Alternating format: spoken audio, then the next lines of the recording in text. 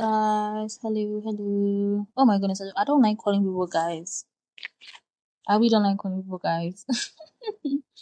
I remember in I think when I was in junior high school, there's one teacher who taught us that you don't refer to people as guys, like it's not respectful. So it's just been in my system, like I don't call people guys at all. Like, yeah, I don't know why I did that right now. But yeah, hello everybody. It's currently 10:28 p.m. I'm doing well. Like I keep recording this at night. I'm being very loyal to the cause. But I hope everybody's doing good. I hope you've had good weeks. Um Today usually when I record I'm sitting on my table. But today um I'm in bed. So imagine that we're having like pillow talk. That's what's happening right now. So relax and let's talk. So my week, I want to talk about my week. My week has been good. Today is Sunday. My week has been okay, but it's also been very emotionally draining. And it really played. I don't know why I said my week was okay, man. That was a lie. But yeah, it's been very draining. And my mental health has just been in the drains, man. Yeah, but whatever has a start has an end. So the week ended. Also, I keep wondering why we are always in tune to say, I mean, I know why, but like, how anytime, anytime anybody says, "Oh, how are you?" Like your first response is always, "I'm fine," or "I'm good," or stuff like that, right? Because it's like those generic responses, they come out too easily, man. And I feel like we usually don't, whenever you ask people, I don't know why we even ask people, "How are you?" because nobody's really going to say how that feeling, do you get? So I think we should just cancel that from the system. Let's stop asking each other, "How are you?" Good morning, good afternoon, good evening is enough. But how are you and stuff, nobody's really gonna say the truth. But anyway, that was just by the way. Yeah. Yeah, but also my week was just a blink, really. Like suddenly it was Friday, suddenly it was today Sunday, and yeah, we're done. But it was just not the best, emotionally draining. We're hoping for the best. So moving on, I've also been doing a lot of thinking lately, which is pretty dangerous because when I think too much, like if I realize it's like 1 a.m. and I'm having like a TED talk with myself in the dark, man. So today's episode is one of those, thoughts that I think I've been having lately. So I want to talk about holding yourself up, basically. And not in a motivational speaker sort of way, not like, "Oh, yeah, wake up at 4 a.m. and conquer the world." Nah, not in that kind of way, but just genuinely just being there for yourself. Because something I've really been realizing lately, I mean, I've realized this for some time now, right? Is that it's important to open up, right? It's important to open up. It's important to ask for help. It's important to lean on people when you need to. It's important to call on people. It's important to know that you're not alone. But at the same time, genuinely, nobody's coming to save you, right? And I don't mean that in like a depressing way, but I mean that in like a freeing way, if that makes sense. Because once you realize that nobody's coming to rescue you, you stop waiting, right? So you stop waiting for somebody to give you like permission to start certain things. You stop waiting for somebody to give you permission to think about certain things, certain lines of thought, certain directions. You stop waiting for somebody to fix your life, to come fix your life for you. You stop waiting for somebody to make you feel worthy, wanted, loved, important and stuff like that. So you start becoming the person that's who shows up for yourself, who stands up for yourself, um who defends yourself. Like you know that if you don't do it for yourself, nobody's gonna do it for you, sort of thing, right? And sometimes, being there for yourself in this regard may look glamorous, like, yeah, like you're that girl, you're that guy. um Sometimes too it may look like you're a little bit of a mess, like you're now putting your life together and all those things. And sometimes too it looks like crying for 30 minutes and then washing your face and then continue with your day. Like, there are different ways it can translate into, or or in any in the current situation you're in. There are different ways that would look like, but um all those various ways counts. That you'd have to find different ways um to be your own hero, pretty much, right? And I've also realized that whenever you start doing that, you're going to notice that a lot of people are going to try to make you feel wrong, or to make you feel like. So I remember the most recent thing I can remember is somebody called me selfish, because I kept saying that I think that we're all not entitled, I don't think the word is entitled, but like in charge of our own protection, or putting ourselves first, or taking care of our own well-being and stuff like that, right? We are all individually in charge of that, and it's up to you to um do what you gotta do to take care of yourself, right? And sometimes doing that might not please the next person, and so that next person was calling me selfish. So I'm like, how are you calling me selfish for not putting you first? I mean, that's what the word translates into, right? But you are also going to put yourself first, right? And if I don't put myself first, you are not going to put me first. And if I end up crying, it's me that will have to pick up myself, right? So why is it right for you to call me selfish, man? So like, that's just an example, but like certain times it will make you feel like you trying to pull up and show up for yourself is like selfish, or you are self-centered or stuff like that. But well and truly, who is really going to do it for you? And sometimes too, when people see the way you treat yourself, or the way you handle yourself, or the way you like you don't play with yourself, or like the way you, yeah, pretty much, they learn that that is the standard, and they'll also follow suit. But if you don't, I don't know if I'm digressing from like the main point, but I hope I'm not. Yeah, but if you don't like show up for yourself, they're also not going to show up for you, because I mean the standard is in the gutter, right? Yes, I think we really underestimate how much strength I also think we underestimate how much strength it takes to keep going. Like, when nobody's clapping for you, it takes so much strength to keep doing that. So like, you have to pat yourself on the back as well when you know every single day, because you're doing so well, and it's not easy, right?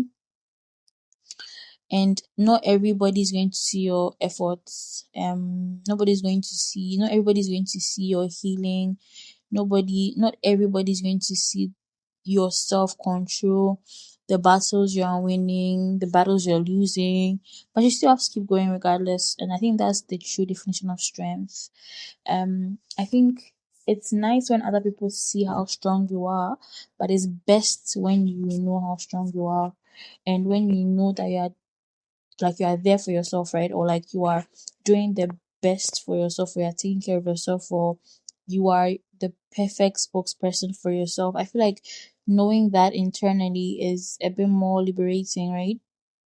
Yeah. So I think that's one of the things that I've learned um over the years. I think when that person called me selfish, really, it was a really big wake up call to me, really, because I'm like, it was a very big wake up call to me, because I saw why I should continue. She gets like, why are you calling me selfish? And there's no explanation they gave that made sense to me, and that just made me feel like, yeah, there'll always be a form of resistance when you're trying to like be there for yourself. There'll always be a form of resistance. There'll always be some form of resistance because people want to treat you however they want to treat you. They, you know what is cool. Let me not stretch the matter. Anyway, so speaking of this year, I think I saw a question somewhere recently, and then the question was that, what are you keeping, what are you trying, and what are you dropping this year? So for me, I think I'm keeping not taking people seriously. Yeah. Because honestly, I feel like my life feels a bit lighter, or my mind feels a bit lighter when I stop taking when I always have in mind that human beings are not people to be taken seriously like that. Like, eh, if you take a human being seriously, I don't know where it is. Wait, I don't. I can't. I can't imagine where it to end up. So yeah, I don't think everybody has to like me. I don't think I have to like everybody. I don't think everybody has to understand me. I don't think I have to agree with everybody. I don't think everybody has to agree with me. I don't think I don't think anybody's above or below disappointing me. I don't think um I'm not I will get shocked, but like I'll firm it, because at the back of my mind is like, I can't take people too seriously to the point where they have like huge um is the word I don't know if the word effects makes sense, but like, if I don't take you too seriously, you cannot do much damage to me. Does that make sense? Yes, I think that's one thing that I'm keeping. I'm not ready to let go of that kind of mentality yet, because I've not seen it like fail me. I mean, I know it does sometimes, but like, I'm okay with it. Yes. So what am I trying this year? I'm trying to open up a bit more. I'm extremely um I'm extremely, I'm extremely closed off. Sorry, I went silent for a few seconds. I'll try to put my words together. But yeah, like initially I was extremely closed off, even to my friends, right? Because I felt like it's really not that deep, and you might think I'm lying because certain things that happen to me, or certain things I experience, they really feel like film. It looks like it doesn't, it's like you can't imagine it, right? So I'm like, I really don't have energy to like explain details, or also I don't take bad reception well. Like it does mean something. So how people I'm very like I'm very I notice little changes in atmosphere, or like people's like, I'm very observant of people's reactions and stuff, right? So even if I open up to you and like there's this little weird reaction, like, you just throw me off, and that's like something I had been avoiding for a long time. But um I realized that there's a difference between talking and then being vulnerable, right? Um so I decided at the beginning of the year that I'm going to let people in a little bit. And I think I made reference to that earlier as well, that I think I did it like once, twice, and I felt extremely lighter, very, very lighter. That was earlier in the year. And presently I'm trying to do that more, but I think I'm not doing that to like random people, but I think I'm trying to open up more to like people in my closer circle, right? I feel like sometimes people, or like even your friends, sometimes you know your friends, but then you know them.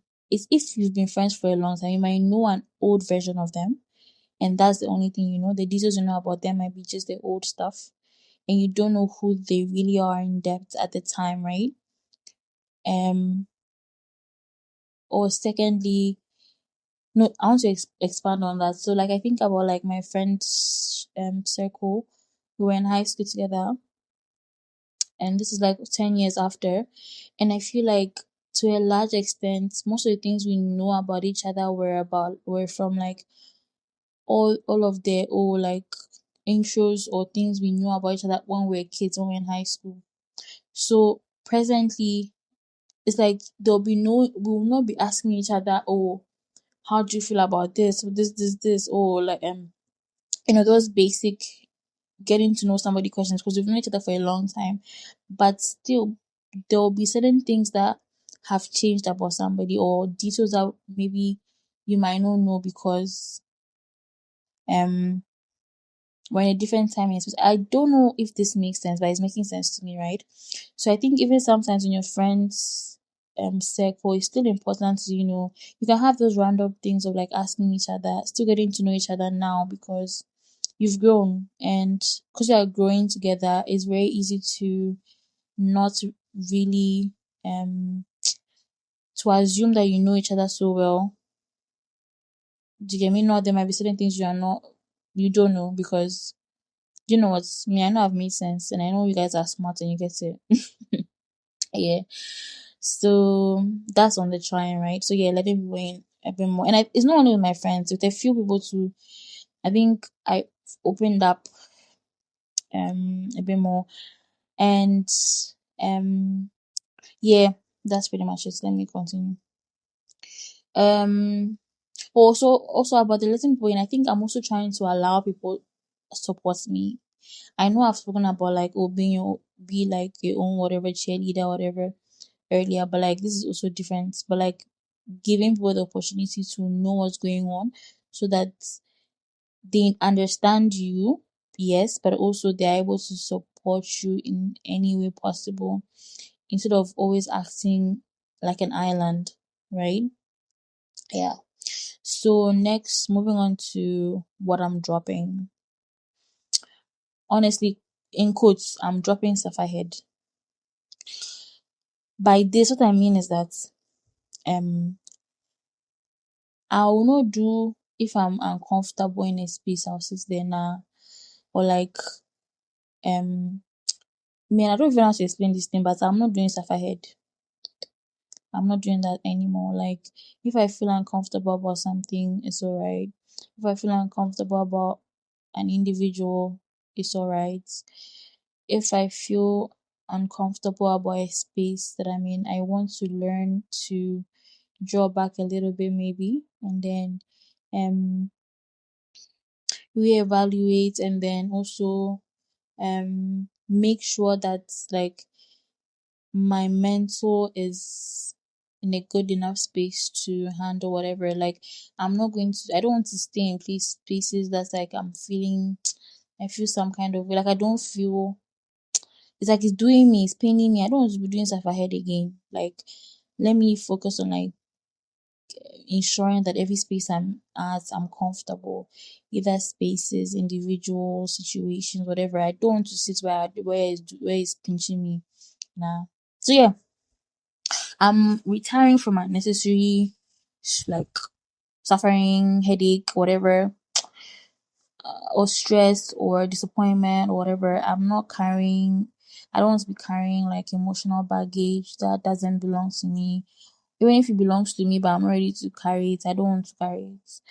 I don't want to volunteer for stress. If it's stressing me, I want to be able to just retreat a little bit, or just retreat entirely or something, but I don't want to make my life harder. I feel like I'm already going through a lot, like not midlife crisis, but like small, and I don't want to. If even if it's a human being, one thing about me, I don't cry about people. Also, I think it's still under the same principle, but that's something I've been doing for a long time. I don't cry over people. Like if your tenure has ended in my life, that's it, man. It's cool. Like I don't. Oh, stuff ahead. I resign. Okay, so I think that's that. Um, So you can also think about it. What are you trying to, what's like, you can also think about it on your own, like, what are you trying to keep? What are you trying to, what are you, what's the English? What are you keeping? What are you trying? What are you dropping this year? So you can also try that on your own, like, to see what you would say. So yeah, I think the last thing I'll talk about in this episode is an observation. Yep, an observation. I think that, this dating your spec thing. People always say date your type. But when you date your type, problem. Okay, try outside your type, problem. So what do we do? You are damned if you do, you are damned if you don't. So I don't even know.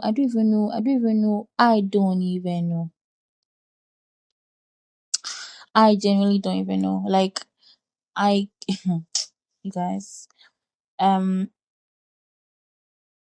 okay. So I think sometime last year, I I got to some point. I was like, okay, let me try something outside of my, like, not last year. I think it was a year before.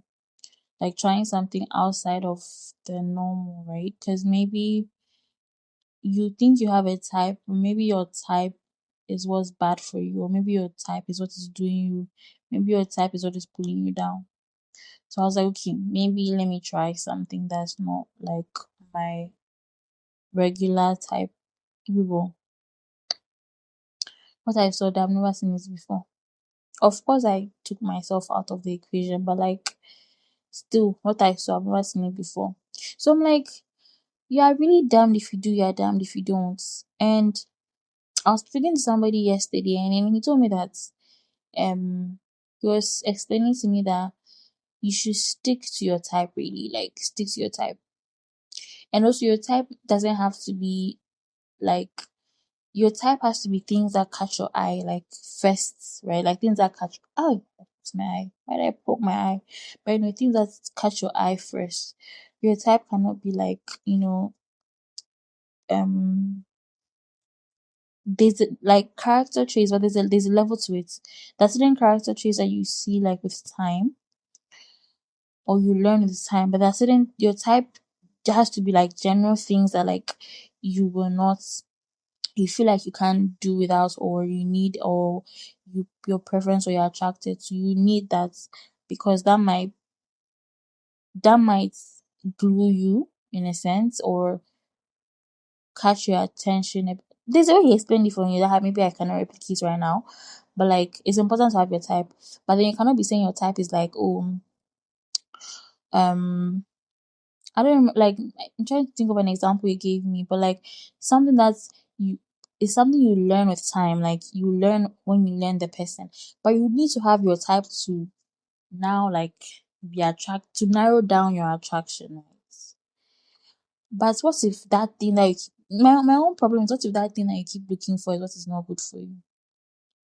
I'm saying this thing, I mean, I tried this, but it did not work for me. But I'll still recommend that, oh, maybe you guys can try it, and then you let me know how it goes. But like, try outside of your regular type, and then maybe that is where your this thing is.